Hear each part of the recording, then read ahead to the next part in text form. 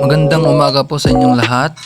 Inahahanda pala natin tong ating pusit para ating lulutuin mamaya. As you can see naman, tinatanggal ko nga pala yung mga buto dyan.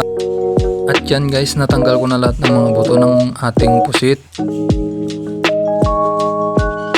At dito guys, hinihiwa ko na sila.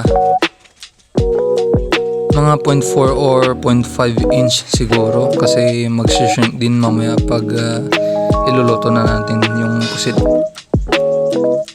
O diba, iskoladong iskolado. Measure na measure. Pak ganun. Habang naghihiwa nga pala ako dyan guys, naglalaba ata si Jowa dyan sa likuran ko. Shout out sa iyo Ayat, Bursha.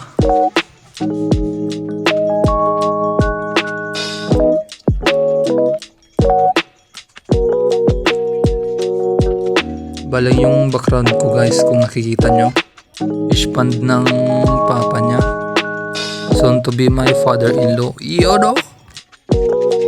At yan naman si Sofia guys, pamangkin niya. Nangangalay na pala dyan ng aking leeg at aking bewang, kasi naman 6'1" tayo, tapos ang laki pa ng ating katawan. Talagang mangangalay, pero okay lang yan. Sarap pa yan ng buhay. Siyempre, andyan ang mga kaibigan, barkada, pamilya. And save the best for last, ang Panginoon natin na palaging gumagabay. Si Brise nga pala yun guys, ang kapatid ni Sofia. At gumawa na pala ako dito guys ng apoy. Nagigisa na pala ako dito guys ng bawang at sibuyas. Yan.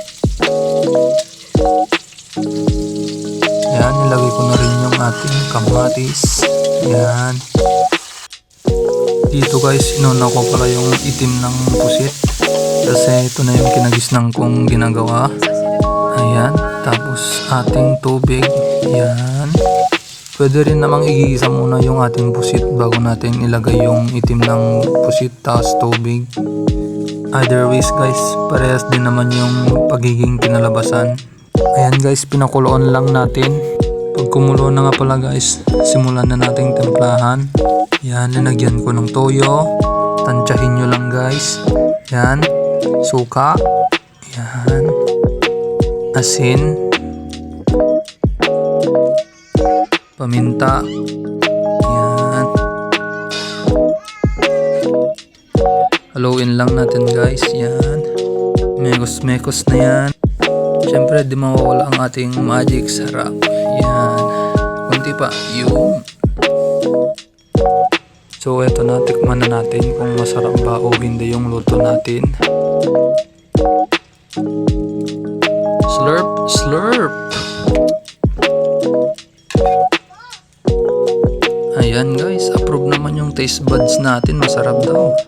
At eto na ang ating finished product. Tara kain guys.